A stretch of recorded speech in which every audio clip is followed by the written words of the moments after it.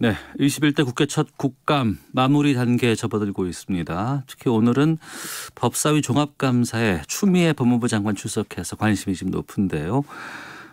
법사위 국감 상황 또 공수처 출범에 대해서 좀 말씀을 듣도록 하겠습니다. 국회 법제사법위원회 소속이십니다. 신동근 더불어민주당 최고위원을 연결하겠습니다. 안녕하십니까? 예, 안녕하세요. 신동근 의원입니다. 예, 조금 전 12시 5분까지 질의하신 모습을 제가 영상으로 봤어요. 예, 기록음악 나왔습니다. 예. 상당히 좀 치열한 신경전들도 좀 보이기도 했었는데 오전 현장 분위기 어땠는지부터 좀 여쭙겠습니다. 우선 뭐 전반에는 감사원 감사 결과 나왔지 않습니까? 예. 그래서 야당 측에서 자료 요청을 하는, 그러니까 이 감사 결과뿐만 아니고 도중에 이제 회의 자료까지 달라는 그런 요청들이 있었는데, 이제 문제는 이게 또 야당에서 고발을 했어요. 예, 그러다 보니까 수사 중인 사안에 대해서는 줄 수 없다, 이제 이런 팽팽한 논의가 있었고요. 예. 그리고 나서 이제 본질이 들어가서는 그 옵티머스 관련해서 이제 윤석열 중앙지검이 당시에 작년 19년 5월 22일 이게 종결 처리했는데 그 당시 부실 수사 처리한 거 아니냐, 뭐 이런 질의들이 있었고요. 네네. 그다음에 이제 그 법무부 장관이 검찰이 부하가 아니다, 검찰총장이 뭐 이런 얘기하지 않았습니까? 예, 그렇습니다. 관계에 대한 그런 또 질의도 있었고, 또 시사지휘권을 발동하지 않았습니까? 예. 거기에 대한 적절성 문제, 그런 문제, 또 예를 들어서 박상기 장관이 조국 선처를 호소했거나 이해찬 대표를 통해서 독대를 요청했다, 이런 거에 대해서 한 적 없다고 그랬는데 이중 아니냐. 응? 상대는 박상기 장관 오늘 언론에 나와서 그런 얘기 했거든요. 네네.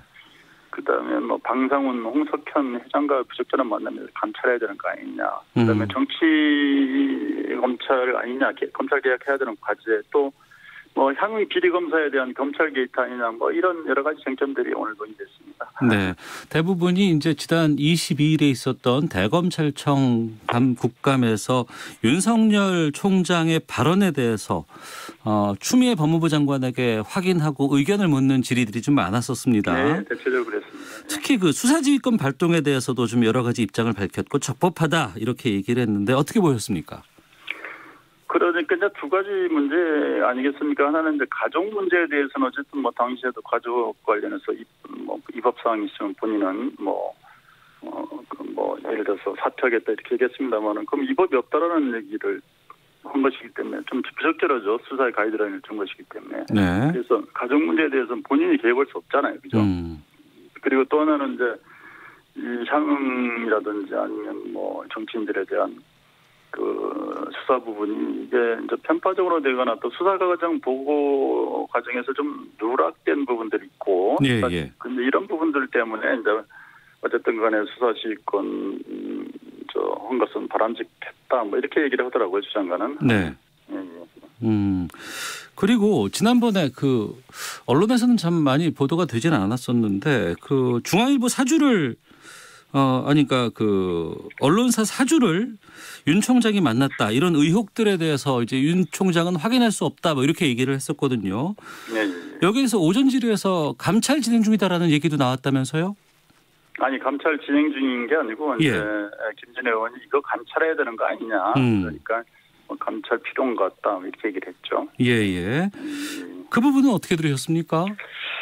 저는 어쨌든 간에 이제 검찰총장이 누구를 만났는지는 다 할 수는 없지만 그래도 이제 유력 사주를 만난 거 아니겠습니까? 네. 국민의 알 걸지 차원에서도 공개돼야 되고, 그리고 또 사실은 이분들이 아무 일이 없다면 모르겠습니다만 중앙지검 재임 시절에는 이분들이 조선일보 사주와 관련된 사건들이 상당히 있었어요. 그래서 검사윤리 강정 제14조에는 검사는 직무수행의 공정성을 의심받을 우려가 있는 자와 교류하지 아니하면 그 처신에 유의한다, 이렇게 돼 있거든요. 네네. 그 위반인데, 이제 문제는 지난번 대검 국감에서 만난 게 있냐 이렇게 얘기를 하니까 상대의 동의가 없다면 부적절하다, 이런 말을 했잖아요. 예. 그러면 이게 본인은 피의자를 스스럼 없이 만나고 얘기 안 하면서, 그러면 산하의 수사 검사들에게 만나지 말라는 얘기를 하면 누가 듣겠냐, 그죠?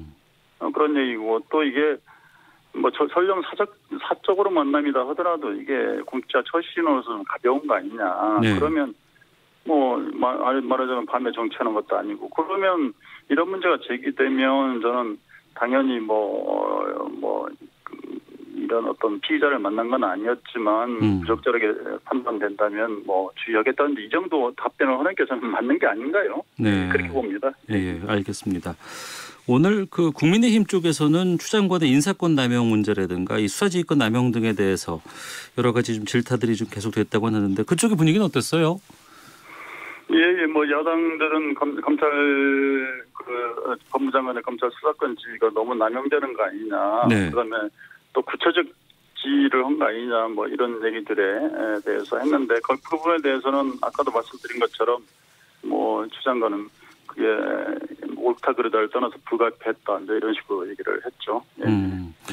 그리고 오늘 이제 여당 쪽에서 질의라든가 이런 의견들 들어보니까 지난 22일 윤 총장의 답변에 약간의 좀 위증 문제가 있을 것이다. 그래서 고발에 대한 논의들을 한다는 얘기가 좀 나온 것 같은데 확인해 주실 수 있겠습니까? 아직은 그 이중 문제에 대해서 이제 고발하자 말자 이렇게 결정된 부분은 없고 예. 오늘 국감을 통해서 그 이중 문제에 대해서 문제 제기를 좀 하고 국감의 결과들을 보면서 그건 아마 판단할 것이다 이렇게 봅니다.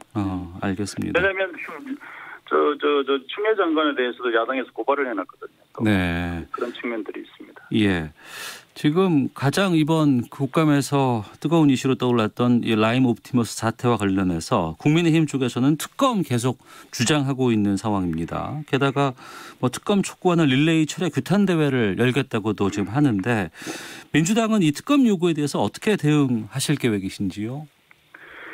저희는 특검보다는 일단은 뭐냐면 이 사안에 대해서 어느 정도 특히나 이제 검찰 향응 비리라든지 몇 가지 사안들에 대해서는 나름대로 오늘도 이제 그 부분에 대해서 감찰 보고 받은 부분 또 JTBC나 여러 언론에서 나왔던 부분 맞냐고 물어보니까 추 장관 맞다고 하더라고요. 예. 그래서 이게 이제 일정에 나오긴 했습니다만 또 본인들은 부인하고 있지 않습니까?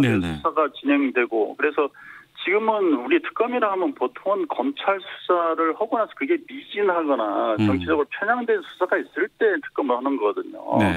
그런데 지금은 수사 결과가 나오지 않았고 일단 그래서 지금 해당 검사들 관련 검사들은 배제하고 좀 새로운 수사팀을 꾸려서 수사를 하고 있기 때문에 그 수사 결과를 봐야 되는데 그 수사 결과 보면 벌써 한 2-3달 지나지 않겠습니까? 그러면 그때도 미진하면 그때는 공수처로 가야 되는 거죠. 우리가 통상적으로 특검을 한다 하더라도 특검이 대개 이제 13번 했는데 사실은 최순실 국정농단 빼고는 부실했거나 나중에 무죄를 받은 경우가 많아요. 그래서 특검 자체가 별로 성공한 케이스가 아니고 그리고 또 사실 정쟁의 산물이기도 하거든요. 일정하게는요. 불가피하게 또 검찰에 대한 불신이기도 하고 그래서 저는 오히려 공수처가 있었으면 이 문제는 공수처에서 해야 될 사안인데 일단은 국민의힘도 공수처 추천위원을 추천했기 때문에 속히 공수처를 만들고 그래서 저는 검찰이 수사를 하고 그게 미진한 경우에는 공수처로 넘겨서 수사를 시켜야 된다 이렇게 생각합니다. 알겠습니다. 공수처는 이 질문 하나 드리고 바로 좀 말씀 나누도록 하겠습니다. 최재형 감사원장 출석해서 지금 월성 1호기 감사회의록 열람 문제로 오전에 좀 시끄럽다고 말씀하셨습니다. 네, 맞습니다. 이번에 감사원의 월성 1호기 감사 결과에 대해서는 어떤 입장이신지 좀 여쭙겠습니다. 그러니까 이게 원래는 작년 산자위 국감에서 조기 폐쇄석의 타당성에 대해서 말하자면 감사를 요청했잖아요. 그리고 또 하나는 한수원의 이사들의 배임 문제가 있냐 이렇게 했던 거 아닙니까? 그런데 이제 결과는 결과적으로 이게 경제성에 국한돼서 1호기 조기 폐쇄의 타당성은 가름하기 역부족이다 이제 이렇게 한 거 아닙니까? 한계가 있다. 그러니까 저는 이 자체가 원래 요청한 국회에서 요청했던 부분의 목적에는 맞지 않는 것 같고요. 그게 저는 전적으로 이게 폐쇄성 문제는 경제성뿐만이 아니고 안전성 또 국민의 수용성 또 환경 문제 여러 가지가 종합적으로 고려해서 폐쇄를 결정해야 되잖아요. 근데 이제 감사원은 이게 경제성 문제로 이렇게 집중해서 좁혔더라고요. 네네. 그러다 보니까 스스로 한계가 있는 거고, 그다음에 또 하나는 이게 우리가 판사는 재판을 판결을 통해서 그 결과를 발표하는 거잖아요. 그죠? 네. 근데 어떤 판결을 하기 전에 그 판사가 정치적 발언을 하거나 뭐 이래저런 과정상의 말을 하다 보면 신뢰를 상실하잖아요. 근데 최재형 감사원장이 그 중간에 스스로 정치적 발언들을 하거나 정치적 행보를 하면서 신뢰를 상실함으로써 어떤 감사 결과가 나오든 여든 야든 만족할 수 없는 그런 결과를 가져온 거에 대해서는 네. 굉장히 좀 문제가 있다 이렇게 판단합니다. 알겠습니다. 자, 더불어민주당 신동근 최고위원과 말씀 나누고 있는데요. 국민의힘에게 민주당이 추천 시한을 오늘까지로 얘기를 했습니다. 지난 주말에 임정혁 변호사와 이헌 변호사 두 분을 국민의힘이 이제 추천위원으로 내정을 했고 내일쯤 추천하겠다고 지금 발표를 했거든요. 네, 맞습니다. 이번에 계속 미루다가 이번에 추천을 하게 되겠다는 이유는 어떻게 보세요? 저는 뭐 법통과 11개월만 또 공수처 설치 시한이 3개월을 넘어서 이렇게 추천한 거에 대해서 그나마 뭐 다행스럽다고 얘기하기도 사실 멋쩍은 상황인데요. 예. 근데 저는 좀 우려를 표명하는 게 이 두 분 추천한 분들 보면 임정혁 변호사도 드루킹 특검 후보하고는 공안통이고 그 당시에 이제 선정이 안 됐습니다. 특히 이제 이헌 변호사 같은 경우에는 말하자면 세월호 참사 특조위 부위원장을 맡으면서 조사 방해 논란에 대해서 사퇴한 전력이 있지 않습니까? 네네. 특히 이제 이분은 뭐 굉장히 극보수 성향의 분인데 저는 이런 것들을 보면서 혹시라도 이제 야당이 또 뭐 말하자면 합법을 과장한 지연 연설 또는 뭐 공수처의 소위 필리버스터를 하는 게 아닌가 그런 우려들을 우리 여당에서는 지금 하고 있고요. 예. 예, 하여튼 그리고 이제 이분들에 대해서도 한 번 더 말하자면 저희도 지난번에 한번 추천했다가 언론의 검증 과정에서 문제가 있어서 사실 저희가 한 분을 취소하고 다른 분을 하지 않았습니까? 예. 그렇기 때문에 저는 이분들 중에서도 부적절한 분이 있다면 다시 평가해서 다시 추천해야 된다 이렇게 봅니다만은 좀 지켜봐야 될 것 같습니다. 그 추천위원 7명 가운데 야당목 2명이 반대를 하면 공수처장을 낼 수 없지 않습니까? 그렇죠. 특별 다수결제 또는 뭐 거의 소수가 결정하는 소수결자라고 볼 수가 있죠. 예. 그러면 지금 상황으로는 앞서 임정혁 변호사, 이헌 변호사 이 두 분이 반대를 하면은 공수처장을 낼 수 없는 상황인데 그래도 추천해달라는 시한까지 국민의힘에서는 지금 내고 있는 상황이고 민주당에서는 이 부분 우려스러운 부분이 있다고 말씀하셨는데 어떻게 헤쳐나가실 계획이신가요? 저희는 어쨌든 간에 뭐 추천을 됐으니까 우리가 뭐 예단할 수는 없는 거 아닙니까? 예. 그래서 이번 주부터라도 모임을 추천위원회를 소집을 해서 또 그 공수처장 후보를 일단 후보군을 우선 선정을 하고 그리고 이제 그분들에 대해서 저는 뭐 과정을 거쳐야 되는데 저는 저는 뭐 한 달은 넘기면 안 된다 이렇게 보고요. 예. 저희 여당은 어쨌든 간에 이 공수처는 이미 법이 통과된 지도 거의 뭐 11개월이 넘었고 또 이게 뭐 23년 정도 된 아주 해묵은 과제이고 또 촛불 국민들이 요구했던 개혁 과제이기 때문에 저는 올해 내에는 무조건 공수처 출범을 해야 된다 이런 생각을 갖고 있습니다. 올해 내로는 공수처가 출범을 해야 된다. 그렇죠. 그래서 시간 끌기 전략으로 간다면 저희가 그걸 마냥 끌려달 수는 없고 저희들은 단호하게 예를 들어서 뭐 공수처법 개정안까지 포함해서 향후 일정에 대해서는 검토를 할 것이다 이렇게 말씀드립니다. 네, 신 의원께서 지금 개정안 말씀하셨습니다만 지금 공수처법이 완전체로 지금 돼 있는 건 아니고 여러 가지 보강해야 될 부분들이 좀 있다고 들었습니다. 개정안 협상은 어떻게 임하실 계획이신가요? 저희도 그 김용민 또 백혜련 개정안을 내지 않았습니까? 저쪽에서도 개정안을 냈기 때문에 야당에서도 그래서 이 개정안은 가지고 일단은 소위의 선정을 할 걸로 알고 있고요. 어쨌든 뭐 저희는 이제 개정안의 주요 핵심이 추천위원을 가지고 계속 지연되지 못하게끔 하는 그런 개정안이 주된 안으로 올라가 있는 거고 네. 저쪽은 이제 범죄 수사 강제 입건을 제외한다든지 네.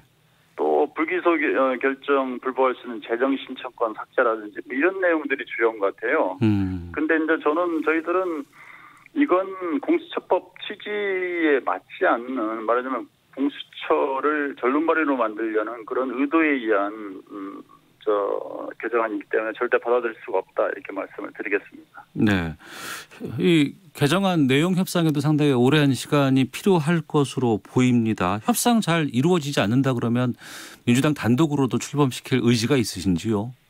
저희가 물론 이제 그 사이에 공수처 추천위원회가 순조롭게 정상적으로 가동이 돼서 공수처장을 임명을 하는 경우에는 저희가 이제 이게 법 개정까지는 가지 않겠죠, 그죠? 네. 그러나 이제 그게 되지 않는 경우에는 저희는 어쨌든 간에 처리 않을 수 없다 이렇게 말씀드리겠습니다. 네. 국민의힘은 만약에 개정안 단독 처리 강행하려고 한다 그러면 장외투쟁이라든가 예산안 같은 것들 보이콧하겠다 이런 대응 방안들 마련하고 있다고 하거든요.